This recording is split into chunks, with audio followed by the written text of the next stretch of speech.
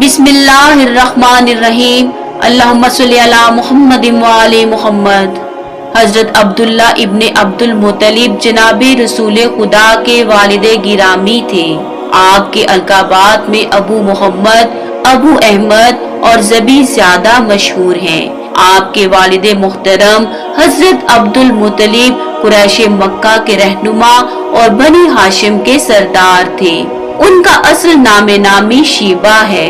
लोग उनके अच्छे कामों की वजह से आपको शीबातुल हमद पुकारा करते थे। हजरत अब्दुल मुत्तलिब ने मुख्तलिफ औकात में 6 शादियां की।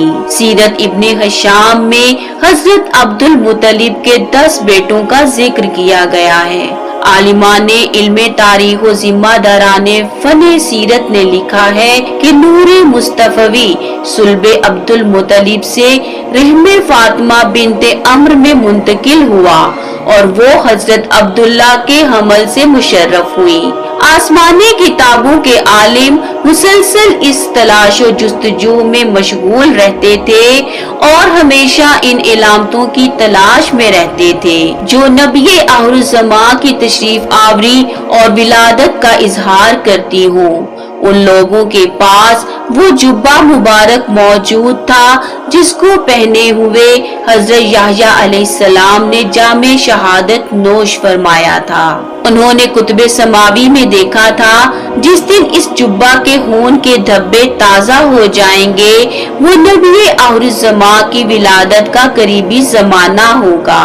जब एक दिन उन्होंने इस जुब्बा मुबारक पर खून के निशानात को ताजा पाया तो यकीन कर लिया कि अब नबी आखिरुज़्ज़मा की विलादत का वक्त करीब आ गया है। जब वो साथ आ गई जिस रात जनाबे अब्दुल्ला की विलादत मुबारक हुई, मुल्के शाम के आलिमाने अहले किताब ने एक दूसरे को मुतनब्बे किया कि पैगम्बरे आखिरुज़्ज़मा के वालिदे बुजुर्गवार उम्मुल कुरा यानी मक्का में तुवल्लुद हो चुके हैं। मुआरिजुन नबुव्वा के मुताबिक हजरत अब्दुल्ला की विलादत एक रिवायत के मुताबिक नबी करीम की विलादत से तकरीबन 18 वर्ष कबल 554 ईस्वी में मक्का मुकरमा में हुई। मुआरिजुन नबुव्वा ही में है कि अहले किताब बाज इलामतों और निशानियों से पहचान गए थे कि नबी आखिरुज़्ज़मा का वजूदे गिरामी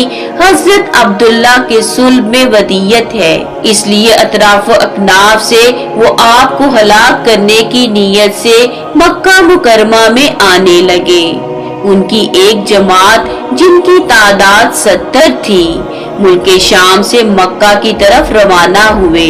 उन्होंने आपस में अहद किया कि जब तक नबी आखिर के वालिद हजरत अब्दुल्ला को कत्ल न कर लें वापस नहीं लौटेंगे।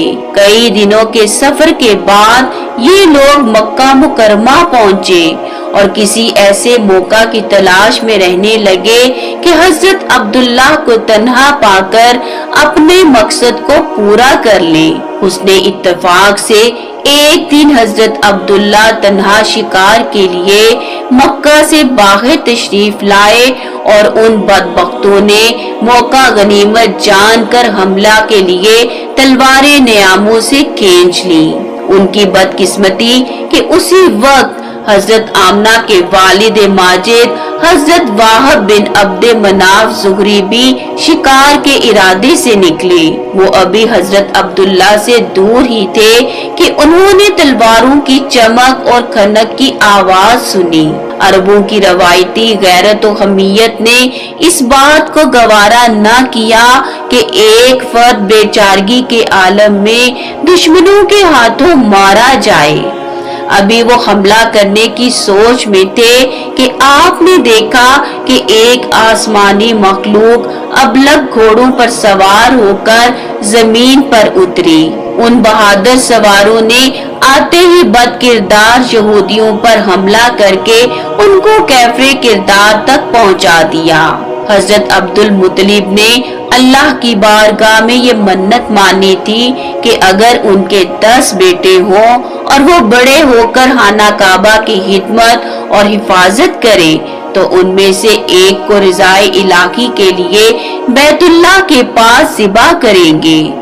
ایک رات آپ سو رہے تھے کہ آپ کو خواب میں حکم دیا گیا اپنی منت پوری کرو۔ صبح ہوئی تو انہوں نے ایک مینڈا ذبح کر کے غریبوں کو کھلا دیا۔ اگلی رات پھر خواب آیا، اس سے بڑی قربانی پیش کرو۔ اس مرتبہ انہوں نے ایک بہت بڑا بیل ذبح کر دیا۔ تیسری رات خواب میں پھر یہی کہا گیا کہ اس سے بھی بڑی قربانی پیش کرو۔ اس بار آپ نے ایک بھاری بھرکم اور قیمتی اونٹ ذبح کر کے غریبوں کو کھلا دیا۔ چوتھی رات پھر وہی خواب آیا اور وہی حکم ہوا کہ اس سے بھی بڑی قربانی پیش کرو۔ اس بار جناب عبد المطلب نے خواب میں پوچھا، اس سے بڑی قربانی کیا ہے؟ تب کہا گیا کہ اپنے بیٹوں میں سے ایک بیٹے کو ذبح کرو جیسا کہ تم نے منت مانی تھی۔ اب انہیں اپنی منت یاد آئی۔ جناب عبد المطلب نے اپنے سارے بیٹوں کو جمع کیا اور ان سے منت کا ذکر کیا۔ سب کے سر جھک گئے، بھلا اپنے آپ کو خود کون ذبح کرواتا؟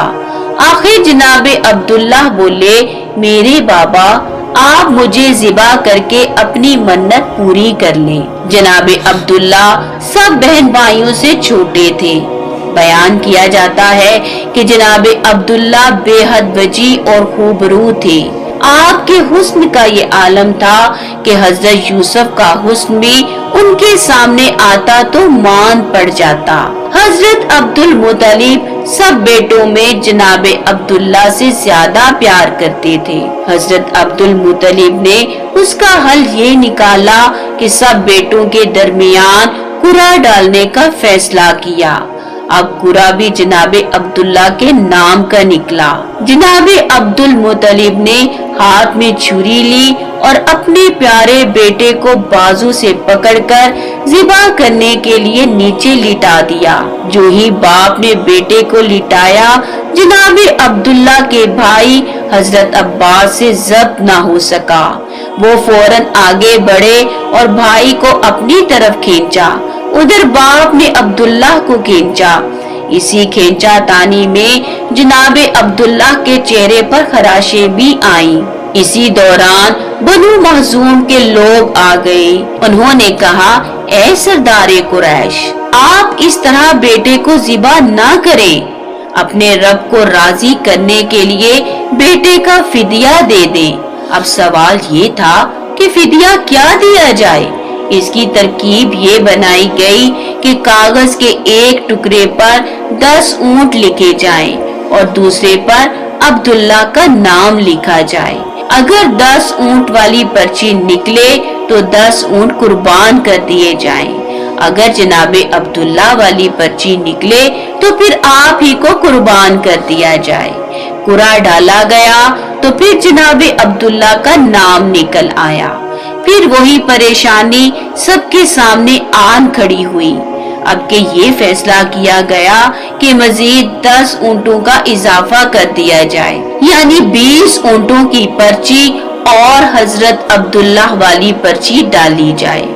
اب اگر 20 اونٹ والی پرچی نکلے تو 20 اونٹ قربان کر دیے جائیں، ورنہ 10 اونٹ اور بڑھا دیے جائیں۔ اس طرح 10-10 کر کے اونٹ بڑھاتے جائیں۔ واقعے کا باقی حصہ اگلی ویڈیو میں پیش کیا جائے گا۔ اللہم صلی علی محمد و آل محمد۔